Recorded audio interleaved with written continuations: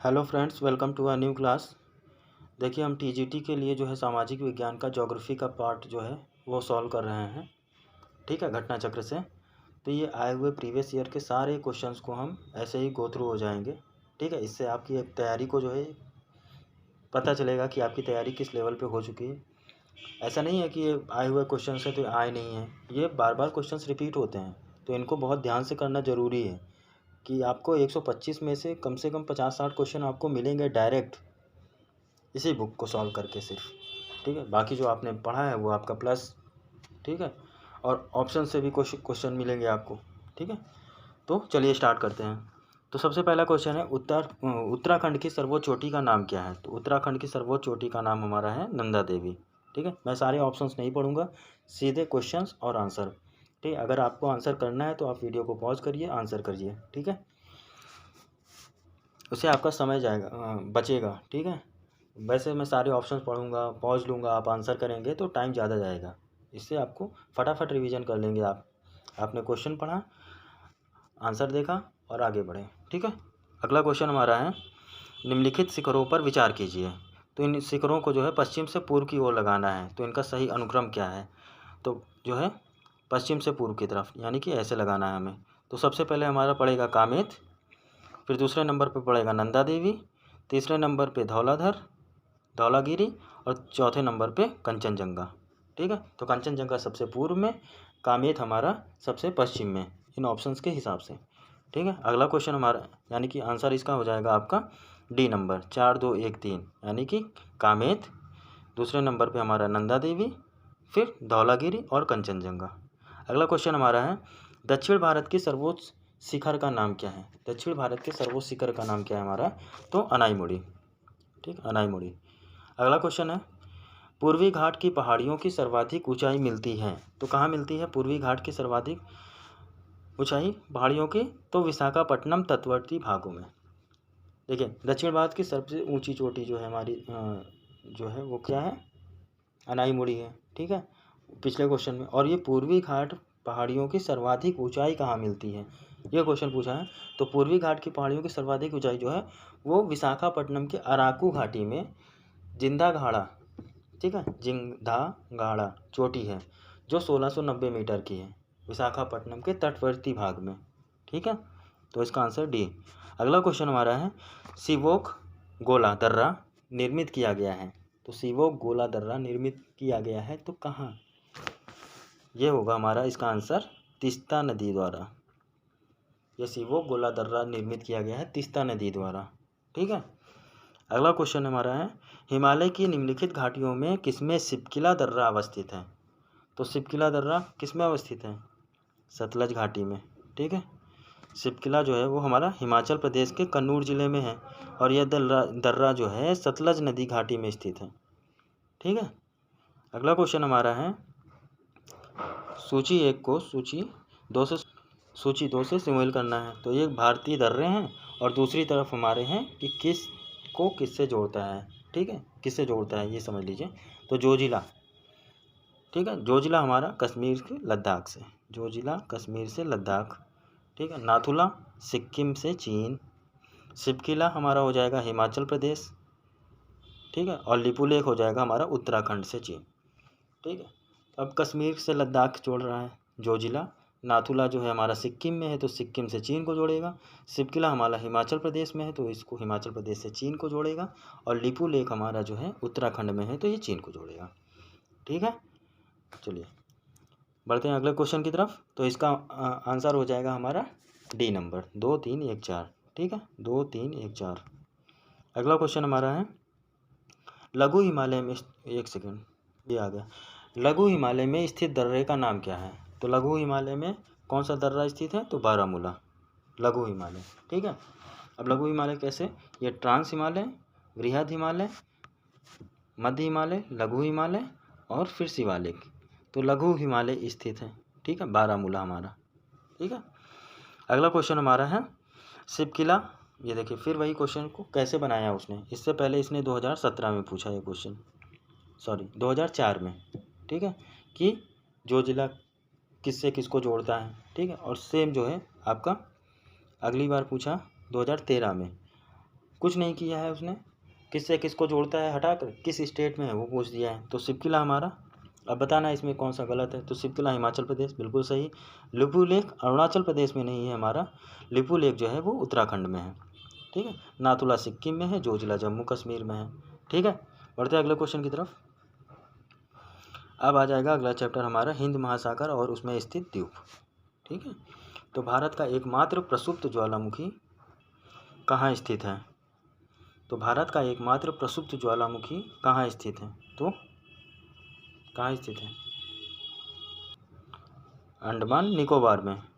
ठीक है, अंडमान निकोबार में। अगला क्वेश्चन हमारा है यह प्रसुप्त, ठीक है, और बैरन द्वीप जो है हमारा वो वहाँ पर सक्रिय ज्वालामुखी है। ठीक है, इसी द्वीप समूह पर है, अंडमान निकोबार द्वीप समूह पर एक बैरन द्वीप है, वहाँ पर हमारा सक्रिय ज्वालामुखी, लेकिन ये एक प्रसुप्त ज्वालामुखी है अंडमान निकोबार द्वीप समूह पे, नारकोंडम द्वीप पर। ठीक है, अंडमान समूह पे। डक्कन दर्रा, डक्कन दर्रा किसके बीच स्थित है, सॉरी। तो ये हैं हमारी ऑप्शंस। देखिए इसके ऑप्शन ही गलत दे रखे हैं। डक्कन दर्रा जो हमारा है वो लघु अंडमान यानी लिटिल अंडमान और साउथ अंडमान में है, इसके बीच में है। तो ये ऑप्शन गलत दे रखे हैं। ठीक है, अब इसको आप लोकेशन भी एक बार देख के कंफर्म कर लीजिएगा। मेरे हिसाब से ये लघु अंडमान और साउथ अंडमान के बीच स्थित है। ठीक है, अगला क्वेश्चन हमारा है भारत की सबसे बड़ी समुद्री रेखा वाला राज्य। तो भारत की सबसे बड़ी समुद्री रेखा वाला राज्य कौन सा है। वैसे तो हमारा गुजरात है। ठीक है, अब गुजरात ऑप्शन में नहीं है, तो दूसरे नंबर पे हमारा है आंध्र प्रदेश। ठीक है, और अगर केंद्र शासित प्रदेशों और राज्यों सबको मिला लिया जाए तो सबसे क्या हो जाएगा हमारा आंसर। तो सबसे पहले अंडमान निकोबार, फिर दूसरे नंबर पे गुजरात, फिर तीसरे नंबर पे आंध्र प्रदेश, चौथे नंबर पे तमिलनाडु और उसके बाद आ जाएगा महाराष्ट्र। ठीक है, अगला क्वेश्चन हमारा है भारत में प्रवाल रचना पाई जाती है। तो भारत में प्रवाल रचना कहाँ पाई जाती है बताइए। तो देखिए अब इसके भी ऑप्शंस जो हैं वो क्लोज हैं। क्लोज का मतलब है ये दोनों जगह पाई जाती है। मन्नार की खाड़ी में भी पाए जाते हैं प्रवाल रचना हमारी, और अंडमान द्वीप समूह में भी पाया जाता है। तो इसके दोनों आंसर सही हो गए। ठीक है, अगला क्वेश्चन हमारा है निम्नलिखित में से कौन सा एक मूंगे का द्वीप है। तो मूंगे का द्वीप कौन सा हमारा है, लक्षद्वीप। ठीक है, अगला क्वेश्चन हमारा है सागर द्वीप यानी गंगा सागर पर स्थित है। तो गंगा सागर पर क्या स्थित है। तो इसका आंसर क्या हो जाएगा हमारा बंगाल की खाड़ी के महाद्वीपीय मग्न तट पर स्थित है सागर द्वीप हमारा। ठीक है, ये गंगा डेल्टा में ही स्थित है एक तरीके से, जो बंगाल की खाड़ी के महाद्वीपीय मग्न तट यानी कॉन्टिनेंटल शेल्फ पर स्थित है, और ये कलकत्ता के दक्षिण में 100 किलोमीटर दूर है, और ये धार्मिक पर्यटन स्थल भी है। ठीक है, अब अगला चैप्टर हमारा आ जाएगा प्रजातियाँ और जनजातियाँ। ठीक है, तो प्रजातियाँ और जनजातियाँ। तो पहला क्वेश्चन हमारा इसका है निम्नलिखित में से भारत की सबसे बड़ा भाषाई समूह कौन सा है। तो इसमें से सबसे बड़ा भाषाई समूह हमारा होगा इंडो यूरोपियन। ठीक है, लगभग जो है इसकी 78 to 79% जो है आबादी जो है जनसंख्या वो इंडो यूरोपियन भाषाई समूह से रिलेटेड है। ठीक है, अगला क्वेश्चन है गोंड प्रचुरता में पाए जाते हैं। तो गोंड कहाँ पाए जाते हैं प्रचुरता में, तो मध्य भारत में। ठीक है, मध्य भारत में प्रचुरता में पाए जाते हैं। अब मध्य भारत में काफ़ी स्टेट्स आ जाएंगे हमारे, जैसे एमपी आ जाएगा, छत्तीसगढ़ है, तेलंगाना है, उड़ीसा, यहाँ सब में जो है गोंड प्रचुरता में पाई जाती है, और ये दूसरी सबसे बड़ी जनजाति है भारत की। ठीक है, और ये जो है प्राचीन द्रविड़ प्रजाति की है। ठीक है, अगला क्वेश्चन हमारा है खासी जनजाति का मूल निवास स्थान क्या है। ठीक है, तो खासी जनजाति का मूल निवास स्थान क्या है हमारा। देखिए खासी का मूल निवास स्थान हमारा, वैसे ऑप्शन में कुछ भी नहीं दिया है, गलत है सारे ऑप्शन। तो खासी जनजाति का मूल निवास स्थान जो है वो हमारा मेघालय है। ठीक है, मेघालय, और यहाँ हाँ मेघालय में पाई जाती है, और ये यहाँ पर जो ये जनजाति है ना इसमें मात्र सत्तात्मक शासन होता है, मात्र यानी कि मात्र सत्ता का वर्चस्व है। ठीक है, अगला क्वेश्चन हमारा है सूची 1 को सूची 2 से सम्मिलित करना है। कुछ जनजातियां हैं और राज्य हैं, कौन सी जनजाति किस राज्य में मिलती है। तो कुकी हमारी मिलती है मणिपुर में। ठीक है, एक अथरी। बकरवाल जम्मू कश्मीर, मोपला हमारा केरल में और डाफर हमारा गुजरात में। ठीक है, तो इसका ऑप्शन हो जाएगा सी, ऑप्शन नंबर सी। 3 4 1 2। ठीक है, 3 कुकी मणिपुर, बकरवाल जम्मू कश्मीर, मोपला केरल और डाफर गुजरात। ठीक है, अगला क्वेश्चन की तरफ चलते हैं। अगला क्वेश्चन हमारा और अगला चैप्टर हो गया नदी और उनके किनारे स्थित नगर। ठीक है, तो निम्नलिखित में से कौन सा जो है अवध मैदान की प्रमुख नदी है? अवध की प्रमुख नदी मैदान की कौन सी है? हो जाएगी हमारी घाघरा। ठीक है, तो निम्नलिखित में से कौन सी अवध मैदान की प्रमुख नदी है? तो आंसर हो जाएगा हमारा घाघरा। ठीक है, अब ये घाघरा नदी जो है अवध की प्रमुख नदी है। इसका उद्गम जो है ना वो तिब्बत से, पठार जो है तिब्बत के स्थित पठार है वो है मापचा चुंगो, ये हिमनद है मापचा चुंगो, वहाँ से निकलती है। ठीक है, और यह नदी पर्वतीय प्रदेश में जब तक बहती है तब तक इसको कर्नाली कहते हैं, और जैसे ही ये मैदान में प्रवेश करती है तब ये जाके घाघरा कहने जाने लगती है, तब इसको घाघरा कहते हैं। तो ठीक है, कर्नाली नदी ही घाघरा है। ठीक, लेकिन जब तक ये पहाड़ों पर रहती है तो पहाड़ी नामों से जाना जाता है, तब ये कर्नाली, और मैदान में जैसे ही प्रवेश करती है तब ये घाघरा हो जाती है। ठीक है, अगला क्वेश्चन हमारा है कौन सी नदी कश्मीर घाटी से बहती है? तो कश्मीर घाटी से बहती है हमारी झेलम। ठीक है, झेलम नदी हमारी कश्मीर घाटी में बहती है। अगला क्वेश्चन है भारत की सुप्रसिद्ध पूर्वगामी नदियाँ कौन सी हैं इनमें से? ठीक है, तो पूर्वगामी नदियाँ, देखिए पूर्वगामी नदियाँ पहले समझ लीजिए क्या होता है। पूर्वगामी नदियाँ वो होती हैं जो हिमालय को काटकर अपना रास्ता पहले जैसा बनाए रखती है, यानी जैसे पहले बह रही थी, हिमालय का निर्माण हुआ और हिमालय को काटा और फिर अपने ही रास्ते पर बहना शुरू कर दी, वो हमारी हो जाती हैं पूर्ववर्ती नदियाँ। ठीक है, और इसके विपरीत क्या होता है, एक होती है अनुवर्ती नदियाँ। अनुवर्ती नदियाँ जो है वो जैसे जैसे पहाड़ बनता गया वो अपना रास्ता बदलती गई, फिर थोड़ा सा निर्माण हुआ फिर उन्होंने अपना रास्ता बदल दिया, ये हो गई हमारी अनुवर्ती नदियाँ। तो अब बताइए इसमें कौन सी जो है वो पूर्वगामी नदियों का ग्रुप है? तो इसमें ऑप्शन हो जाएगा हमारा डी, सिंधु, ब्रह्मपुत्र और अरुण, ये हमारी पूर्वगामी नदियों का उदाहरण है। अगला क्वेश्चन है निम्नलिखित प्रदेशों में कौन सा एक अरी अपवाह प्रतिरूप का उदाहरण नहीं है? तो अरी रूप प्रतिरूप का उदाहरण नहीं है, तो कौन सा नहीं है? तो पन्ना का पठार। ठीक है, यह हमारा अरी रूप नहीं है। ठीक, अगला क्वेश्चन है देखिए अरी रूप क्या हो जाता है, ये अरी रूप मान लीजिए यहाँ से कोई नदी निकली और वो ऐसे ऐसे ऐसे कई शाखाओं में विभाजित हो गई, तो ये हो गया हमारा अरी अपवाह। ठीक है, अरी अपवाह, तो ये पन्ना के पठार में ऐसा नहीं है। बाकी हजारीबाग पठार, पांचेत पहाड़ी और पारसनाथ, इनमें जो है नदियाँ जो निकलती हैं वो चारों दिशाओं की ओर प्रसारित हो जाती हैं। ठीक है, क्योंकि ये ऊपरी केंद्र से चारों तरफ समान ढाल होता है और नदी ऊपरी केंद्र से निकलकर चारों दिशाओं में प्रसारित हो जाती है। ठीक है, इसलिए ऐसा है। अगला क्वेश्चन हमारा है गंगा का डेल्टा निम्न में से किस प्रकार का डेल्टा का उदाहरण है?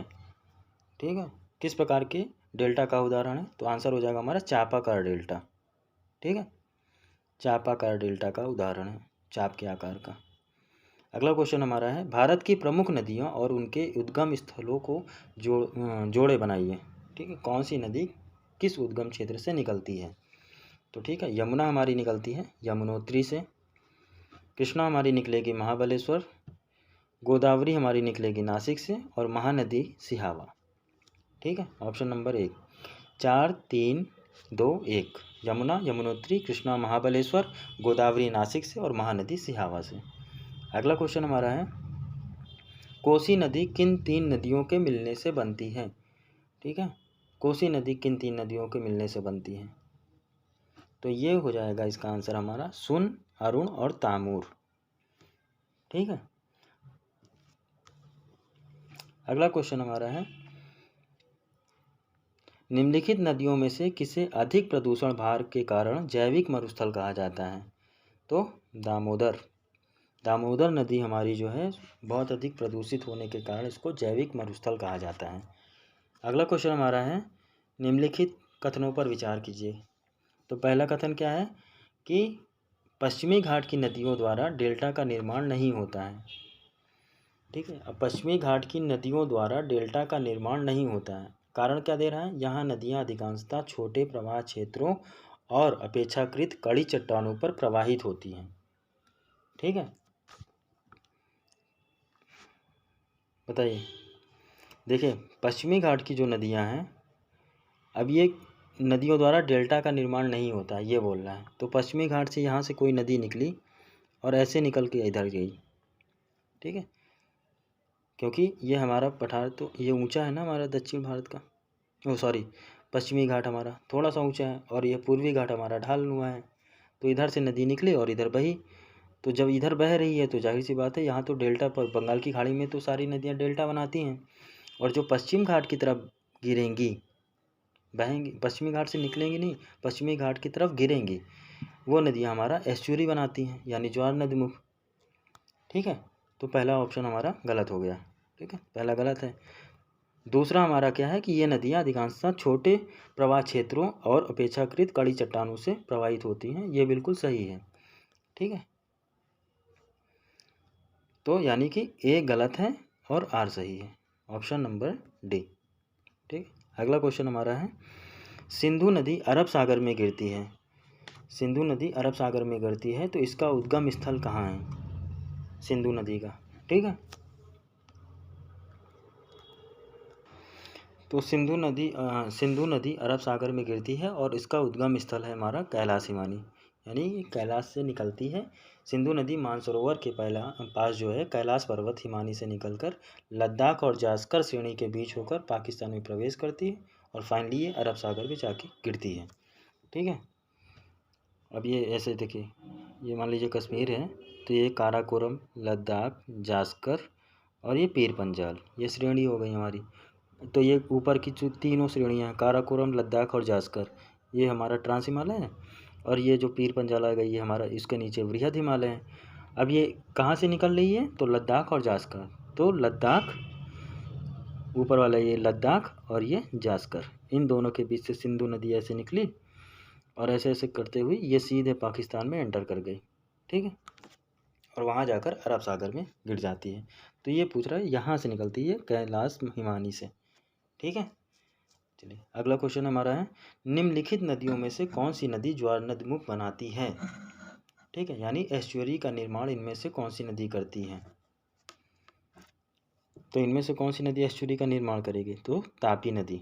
ठीक है, अगला क्वेश्चन हमारा है, निम्नलिखित नदियों में से, एक सेकंड, हाँ ठीक है, निम्नलिखित नदियों में से कौन गोदावरी की सहायक नदी नहीं है। तो इनमें से गोदावरी की सहायक नदी कौन सी नहीं है, तो माही नदी, ये सहायक नदी नहीं है। माही तो ये हमारा क्या कहते हैं, एक सेकंड, हाँ माही नदी पश्चिम भारत की नदी है ना माही नदी, इसका उद्गम जो है एमपी के धार जिले से है और ये राजस्थान और गुजरात से होते हुए खंभात की खाड़ी में जाके गिर जाएगी। तो वो तो हमारी पश्चिम घाट की तरफ गिरने वाली नदी हो गई माही। गोदावरी ये हमारी पूरब की तरफ गिर रही है, पूर्वी घाट में, बंगाल की खाड़ी में। तो बाकी सारी नदियाँ जो हैं, मंजरा नदी, पेनगंगा और प्राणहिता, ये गोदावरी की सहायक नदियाँ हैं, बल्कि माही नहीं है। ठीक है, अगला क्वेश्चन हमारा है, निम्नलिखित में से कौन प्रायद्वीपीय भारत की सबसे बड़ी नदी है। तो प्रायद्वीपीय भारत की सबसे बड़ी नदी गोदावरी। ठीक है, गोदावरी नदी प्रायद्वीपीय भारत की सबसे बड़ी नदी है। अगला क्वेश्चन है, मध्य प्रदेश में चंबल नदी घाटी उदाहरण है, तो किस तरीके की भूमि का उदाहरण है, तो उत्खात भूमि, इसको बैडलैंड कहते हैं इंग्लिश में, बैडलैंड। ठीक है, अब उत्खात भूमि यानी कि वो समझ लीजिए आप क्या कहते हैं, बीहड़ क्षेत्र। ठीक है, तो चंबल घाटी तो फेमस है बीहड़ क्षेत्रों के लिए, तो ये उस प्रकार की नदी का उदाहरण नहीं है। ठीक है, चलिए आज का सेशन यहीं समाप्त करते हैं। आई होप आपको अच्छा लगा होगा। तो अगर आपको वीडियो अच्छी लग रही है तो प्लीज़ लाइक, शेयर और सब्सक्राइब ज़रूर किया कीजिए। ठीक है, इसके आगे कल हम इसके आगे फिर से जो है चैप्टर्स करेंगे और हम कोशिश करेंगे कि एक हफ्ते या 10 दिन में हम पूरी घटना चक्र को एमसीक्यू के माध्यम से पूरा कंप्लीट कर लें। ठीक है, उसके बाद हम पॉलिटी कर लेंगे। ऐसे ही हम सब्जेक्ट बाय सब्जेक्ट पूरा कवर कर लेंगे सारे एमसीक्यू। उससे आपकी तैयारी को एक अच्छा पॉलिशिंग मिलेगी। ठीक है, आपका कॉन्फिडेंस भी बिल्ड होगा कि हाँ आए हुए रिपीटेड क्वेश्चंस हैं वो हमारे सही हो रहे हैं। बाकी जो आप टेक्स्ट और अपने नोट्स वगैरह पढ़ ही रहे होंगे, ठीक है। आई होप आपको अच्छा लगा हो session. Thank you so much.